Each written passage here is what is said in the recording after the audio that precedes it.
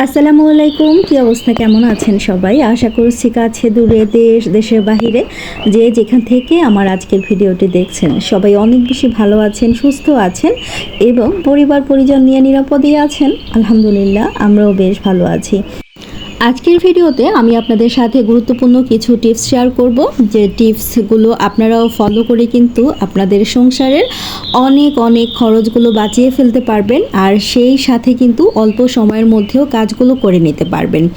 আর গুছিয়ে তো করে নিতে অবশ্যই পারবেন, তো চেষ্টা করি সবসময় সহজ সহজ কিছু টিপস আপনাদের মাঝে শেয়ার করার জন্য।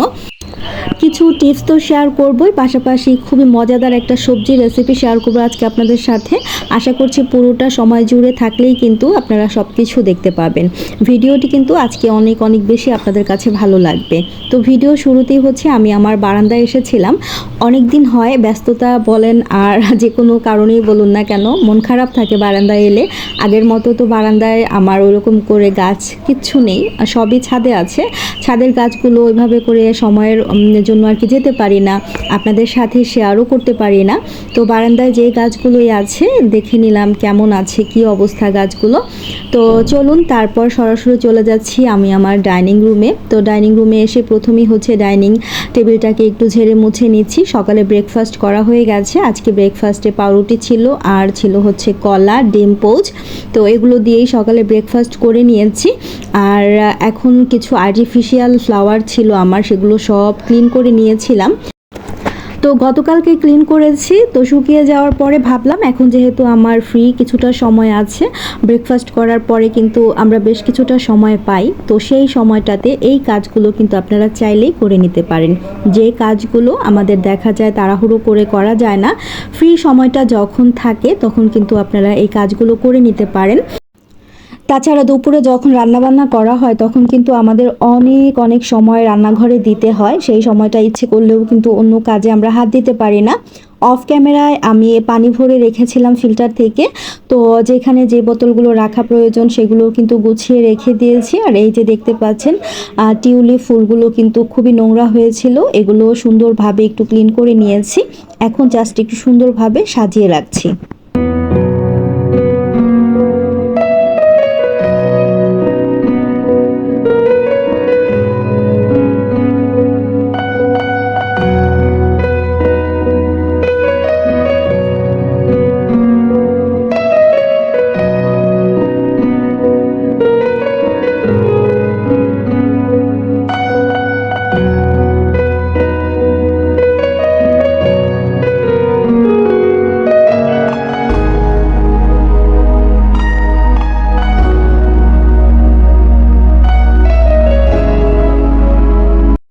এখানে যে ছোট্ট ফ্লাওয়ারের ঝাড়টা দেখতে পাচ্ছেন এটাও পরিষ্কার করেছি। গোলাপ ফুলগুলো কিন্তু সুন্দরভাবে পরিষ্কার করে নিয়েছি। আর এগুলো পরিষ্কার করার পরে এত বেশি ভালো লাগছিল, মানে প্রত্যেকটাই মনে হচ্ছিল যে একদম নতুন কিনে এনেছি। তো ফ্রিজের উপরে আমি এই ফ্লাওয়ারের ঝাড়টাকে রেখে দিচ্ছি, আর টিউলিপগুলো আমি আমার বেডরুমে রেখেছি। আর এখন হচ্ছে যে গোলাপ ফুলগুলো দেখতে পাচ্ছেন এগুলো কিন্তু আমার কিচেনে থাকে। আমি ম্যাক্সিমাম সময় দেখা যায় কুকিং ভিডিও শ্যুট করার সময় ব্যবহার করি। তাছাড়া আমার কিচেনে সবসময় আমি এই ফুলের ঝাড়টাকে রেখে দেই। এটা আমার অনেক প্রিয় পছন্দের একটা ফ্লাওয়ার ঝাড় বলতে পারেন। তো চলুন এখন হচ্ছে আপনাদের সাথে আরও একটা টিপস শেয়ার করি। তো সেটা হচ্ছে অনেক সময় দেখা যায় কি আমরা যে রান্না করতে গিয়েছি মশলাগুলো জারের মধ্যে ভরা নেই, বা যে কন্টেনারের মধ্যে বা বক্সের মধ্যে জারের মধ্যে রাখছি সেটা খালি পড়ে আছে, তখন খুবই খারাপ লাগে। তো ওই তাড়াহুড়োর সময় কাজগুলো করা হয়ে ওঠে না। তো আমি যে কাজটা করি সব সময় চেষ্টা করি আমার ফ্রি সময়টাকে একদম আলসামো করে না কাটাতে, সেই সময়টাতে বসে কিন্তু এই কাজগুলো করে নেই। এতে করে কি হয়, তাড়াহুড়ো বাজে না। রান্না করার সময় দেখা যায় যে সব কিছু একদম হাতের কাছে থাকে, পরিপাটি গোছানো থাকলে দেখবেন আপনার রান্নাবান্নাগুলো অনেক বেশি সহজ হয়ে যাবে, আপনি অনেকটা সময় পাবেন। তো দেখতেই পাচ্ছেন আমি আমার স্টিলের এই যে মশলা দানিটা দেখতে পাচ্ছেন, এটা খুব ভালোভাবে আগে থেকে ধুয়ে রেখেছিলাম। ধুয়ে পরিষ্কার করে শুকিয়ে নিয়েছি, তারপর হচ্ছে আমি মশলা রেখে দিচ্ছি। আর এখানে খুব বেশি যে মশলা ধরে তা না, অল্প অল্প মশলা ধরে। এটা দেখা যায় যে এক সপ্তাহ পরেই আবার রিফিল করা লাগে আমার। তারপরেও আমি মনে করব এই জিনিসটা আমার জন্য অনেক বেশি উপকারী। আর একটা জায়গায় একটা বক্সের মধ্যে বা একটা মশলাদানির মধ্যে যদি সব ধরনের মশলা থাকে তাহলে কিন্তু আমার কাজটা অনেক বেশি সহজ হয়ে যাবে। তো আপনারাও চেষ্টা করবেন এইভাবে করে গুছিয়ে রাখতে। তো আমি এখানে হলুদ, মরিচ, ধনিয়া, জিরা, রেগুলার ইউজের যে মশলাগুলো আছে শুকনো গুঁড়ো মশলা সেগুলো রেখে দিচ্ছি। আর এখানে কিছু গোটা গরম মশলা রাখছি, যেমন দারুচিনি, এলাচ। এই দুইটা মশলা কিন্তু অনেক বেশি প্রয়োজন হয় রান্না করার ক্ষেত্রে। তো আমি এই দুইটার মধ্যে হচ্ছে রেগুলার ইউজের গোটা মশলা রাখলাম, আর সেই সাথে মাছের অপশনটাতে আমি হচ্ছে জিরা রেখে দিয়েছি। এই মশলাগুলোই কিন্তু আমাদের প্রতিদিনকার রান্নায় ব্যবহার করা হয়। তাছাড়া অন্যান্য যে মশলাগুলো লাগে সেটা কিন্তু আমি আলাদাভাবে কাছেই রেখে দিয়েছি। ছোট্ট একটা চামচ দিয়ে দিলাম, উঠাতে সুবিধা হবে এর জন্য। এখন চলুন আপনাদের সাথে আমি আরও একটা টিপস শেয়ার করছি। বাটা মশলার স্বাদ তো আমরা ভুলতে বসেছি, আমরা অলওয়েজ দেখা যায় গুঁড়ো মশলা দিয়ে খেতে খেতে বাটা মশলার স্বাদটাই পাচ্ছি না। তো অনেকেই চেষ্টা করি বাটা মশলা ব্যবহার করার জন্য, তো বেটে মশলা করে খেতে কিন্তু একটু কষ্ট হয়ে যায়। তো আপনারা কিন্তু এই টিপসটা ফলো করতে পারেন।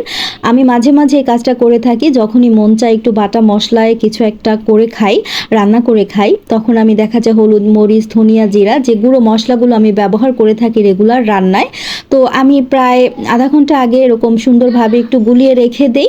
এতে করে একদম বাটা মশলার ফিলটা পাওয়া যায়। আপনি যখন তরকারি রান্না করবেন, যে কোনো ধরনের তরকারি রান্না করবেন, সেটার মধ্যেই কিন্তু বাটা মশলার ফিলটা পাবেন।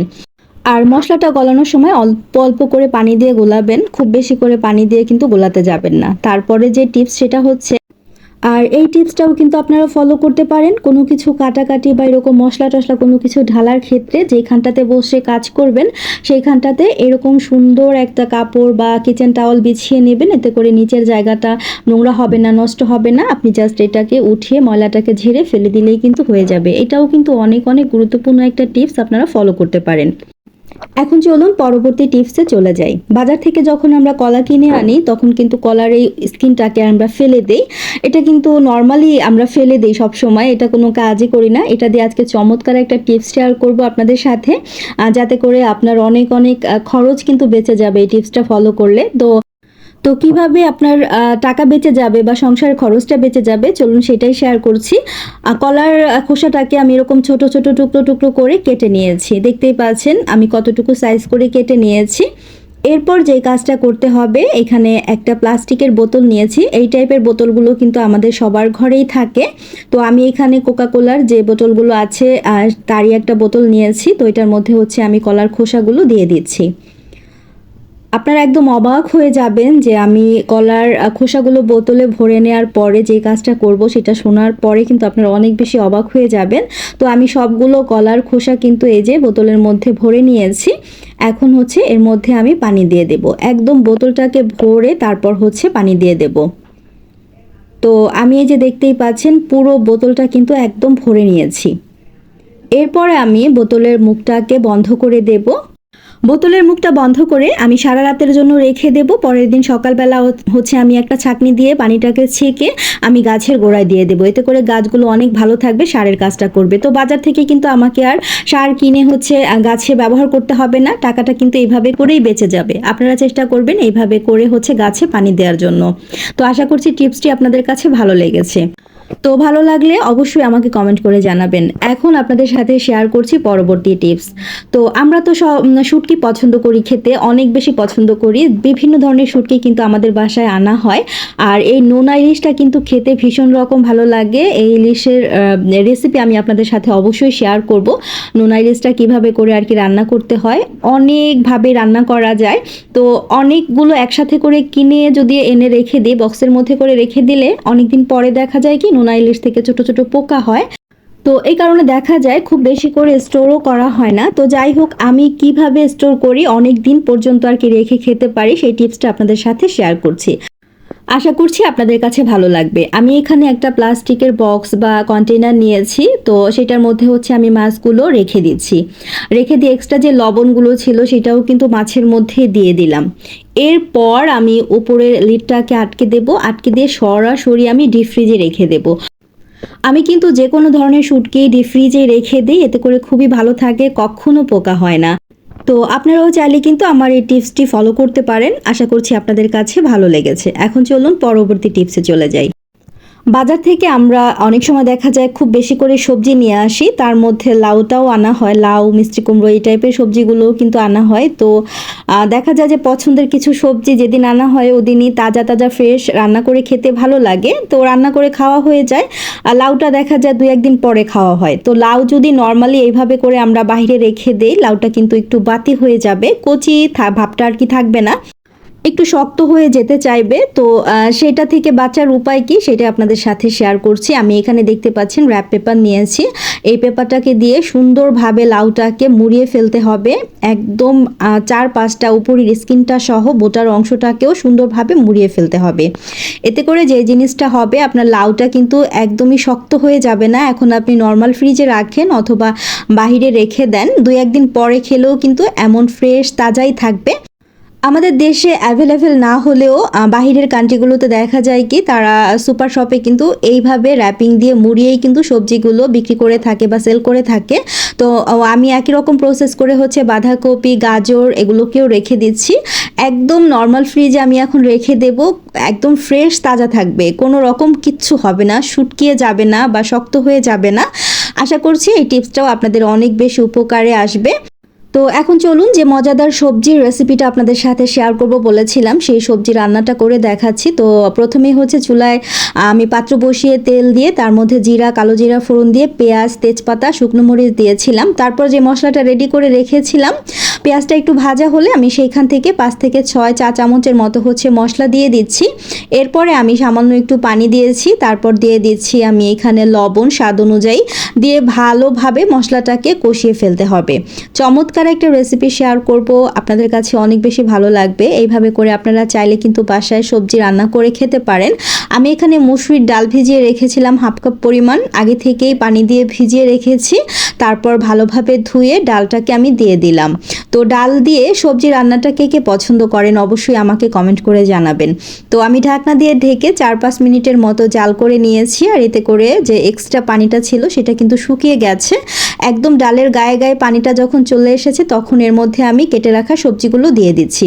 আমি এখানে আলু, কচুরমুখী, গাজর আর হচ্ছে বেগুন ব্যবহার করেছি। আপনারা যে কোনো ধরনের সবজি দিয়েই কিন্তু এই সবজিটাকে রান্না করতে পারবেন। এখন সব কিছু ভালোভাবে একটু নেড়ে চেড়ে তারপর আমি ঢাকনা দিয়ে ঢেকে রান্নাটা করে ফেলবো।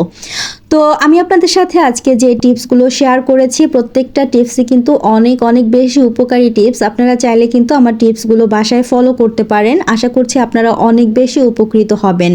আমার এই টিপসগুলো দেওয়ার একটাই উদ্দেশ্য, সেটা হচ্ছে আমার প্রিয় আপু যারা আছেন, যারা স্মার্টলি থাকতে পছন্দ করেন, যারা টিপটপ থাকতে পছন্দ করেন, যারা চান সংসারের একটু খরচ বেঁচে যাক, যারা টাইমলি কাজগুলো করতে পছন্দ করেন, তাদের জন্য অনেক অনেক বেশি উপকারে আসবে।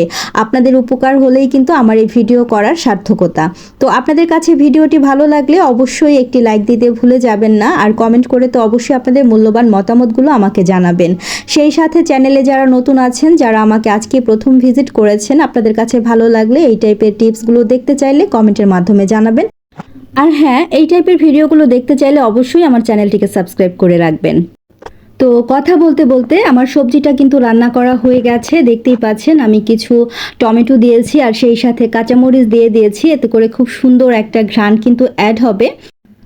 এই টাইপের সবজিগুলোতে অনেক বেশি মজার হয় খেতে যখন একটু ধনিয়া পাতা কুচি ব্যবহার করা হয়। তো সেটা বাসায় ছিল না, আমি এখানে হচ্ছে ঘি ব্যবহার করছি, এতে করেও সবজিটা অনেক বেশি টেস্টি হবে। তো দেখতেই পাচ্ছেন সবজিটা খুবই সুন্দর হয়েছে, কালারফুল হয়েছে, আর খেতে কিন্তু ভীষণ রকম মজার হয়েছিল। তো অফ ক্যামেরায় কিন্তু আমি আরও কিছু আইটেমস করেছিলাম, যেমন শসা দিয়ে চিংড়ি মাছটা করেছি, ছোট চিংড়ি মাছ দিয়ে শসা, করলা আলু দিয়ে হচ্ছে টাকি মাছের একটা ঝোল করেছি, আর সেই সাথে ছিল সবজি। এই ছিল মোটামুটি আমার আজকের ভিডিও। আশা করছি আপনাদের কাছে আমার আজকের ভিডিওটি ভালো লেগেছে। ভালো লাগলে আবারও রিকোয়েস্ট করছি ভিডিওতে ছোট্ট একটি লাইক দিবেন, আর কমেন্ট করে অবশ্যই জানাবেন আপনাদের কাছে কেমন লেগেছে, কারণ আপনাদের একটি লাইক এবং কমেন্ট আমাকে অনেক বেশি অনুপ্রাণিত করে নতুন একটা কন্টেন্ট তৈরি করার জন্য। আজকের মতো বিদায় নিচ্ছি, সবাই অনেক বেশি ভালো থাকবেন। আল্লাহ হাফিজ, আসসালামু আলাইকুম।